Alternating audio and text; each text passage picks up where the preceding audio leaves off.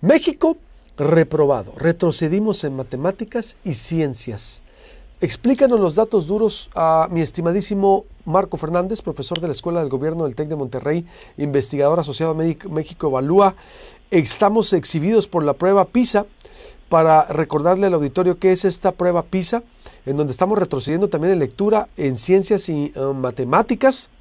Básicamente, en el reporte 2022 aplicado a alumnos de 15 años de los países de la OCDE, los resultados de los estudiantes mexicanos fueron inferiores en comparación con el 2018. La situación fue agravada durante el cierre de las escuelas por la pandemia del COVID, como en el resto del mundo. Hay una respuesta de la SEP, por favor, si me la pueden dar, de la nivel nacional, que está diciendo que porque el COVID y que porque los países, lo de siempre, ¿no? La ciencia retrocedió de 419 a 410 y en matemáticas cayó de 409 a 395. La lectura, en los puntajes promedio bajamos del 420 al 415, cuando un promedio aceptable son 500 puntos. ¿Qué es esto, Marco Fernández? Bienvenido, buenos días. Hola, muy buenos días. Pues mira, como bien apuntas, el día de ayer se presentó la prueba PISA, que hace la Organización para la Cooperación y Desarrollo Económico, y en la que participaron 81 países. Es una prueba que se hace a jóvenes que tienen entre el rango de edad de 15 años con 2 meses y 16 años y 3 meses.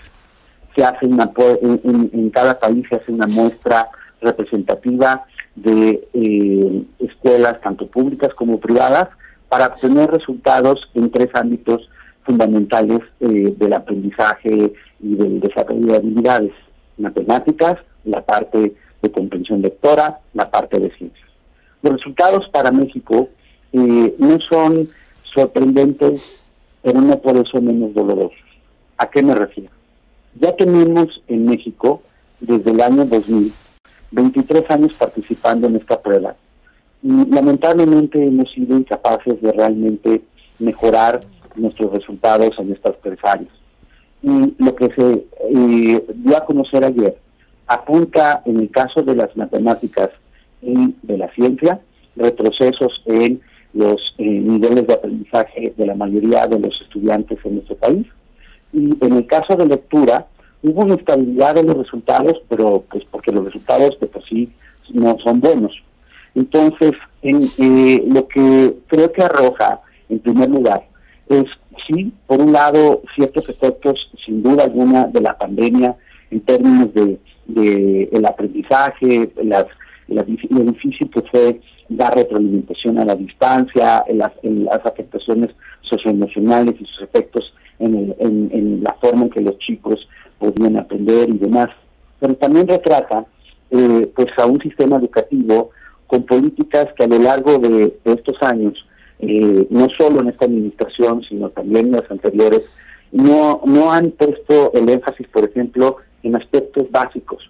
¿Cuál es el más importante? El lograr capacitar y formar mejores docentes, tanto los que están en las normales, las escuelas pedagógicas nacionales y otros planteles en donde se están preparando a los futuros docentes, como para los profesores que están en las aulas. Y prepararlos significa mejorar sus estrategias, por ejemplo, de la parte de pedagogía de las matemáticas, de lograr que los chicos no solamente apliquen fórmulas, sino que desarrollen esa capacidad de pensamiento matemático abstracto para la resolución de problemas. No hemos sido capaces, Iván, de, por ejemplo, preparar a los maestros para que sean eficaces a invitar a los chicos a aprender a leer, a disfrutar de la lectura, a que cuando lo hagan identifiquen una idea central, puedan diferenciar una opinión de los hechos que te da un texto. Nada de eso hemos hecho.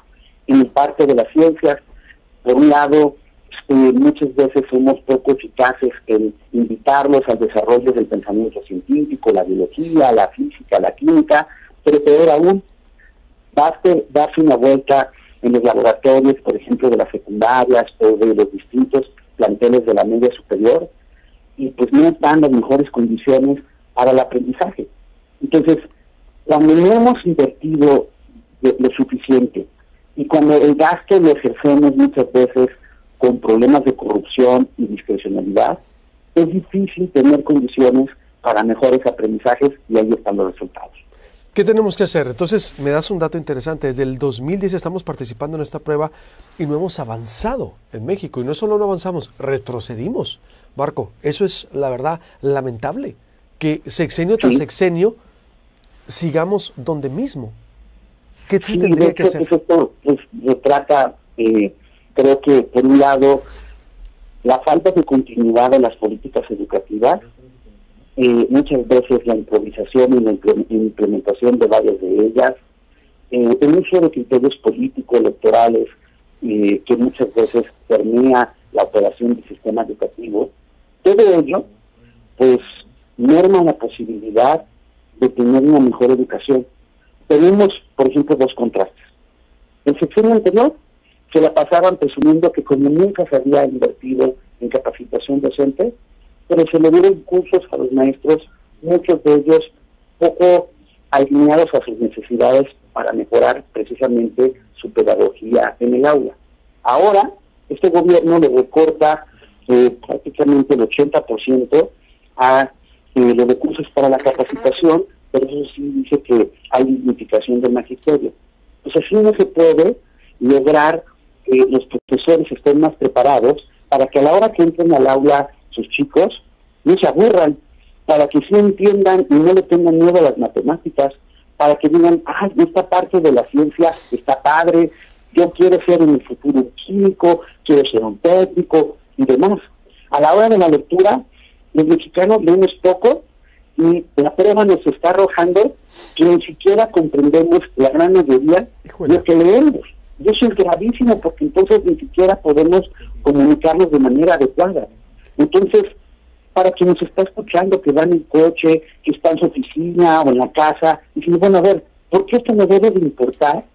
Porque si no tenemos una generación que tenga los conceptos necesarios, los conocimientos para poder crecer, integrarse de manera exitosa al mundo laboral, pues es difícil que como país podamos atraer mejores inversiones para tener mejores empleos, para que puedan como personas crecer, digamos, más ricas en términos tanto intelectuales, de bienestar personal y demás. Por eso es tan importante valorar realmente la calidad del aprendizaje.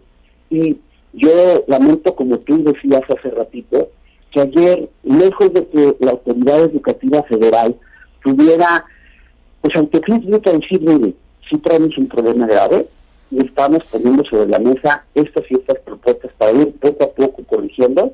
No, lo que tratan es tapar el sol con un dedo, negar la realidad y tratar de decir, no, es que la prueba no toma en cuenta el contexto en el que se enseña.